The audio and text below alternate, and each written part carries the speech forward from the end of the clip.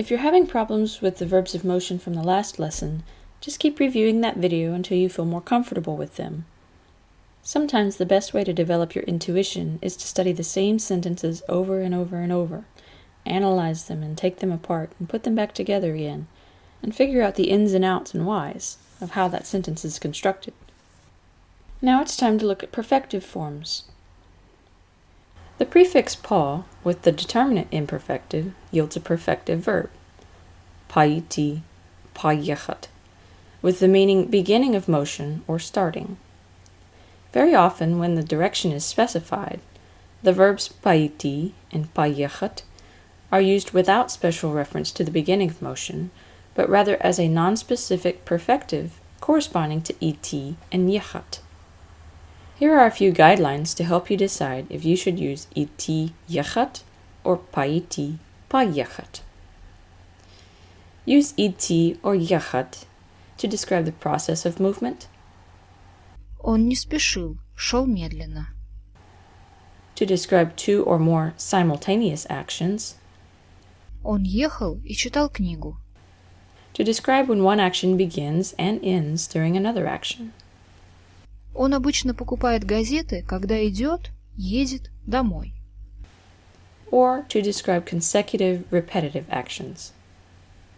Каждое утро он встает в 7 часов, умывается, одевается, завтракает и идет на работу. Use paiti payechat to describe the beginning of movement. Он написал письмо и пошел на почту. To describe the direction of motion.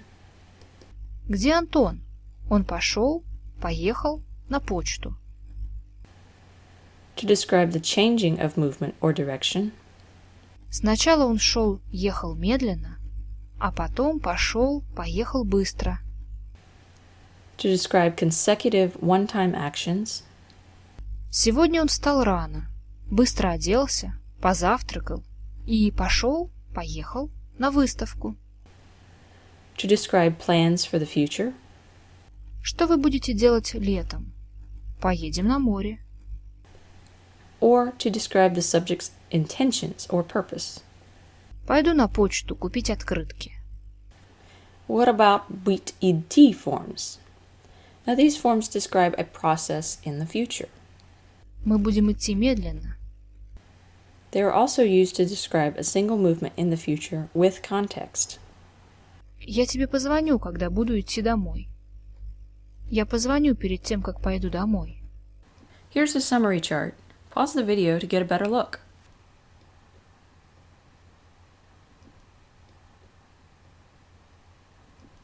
Now it's time for a couple of short exercises. As always, pause the video and complete the exercises on your own. Then resume the video and we'll check your answers. Good luck!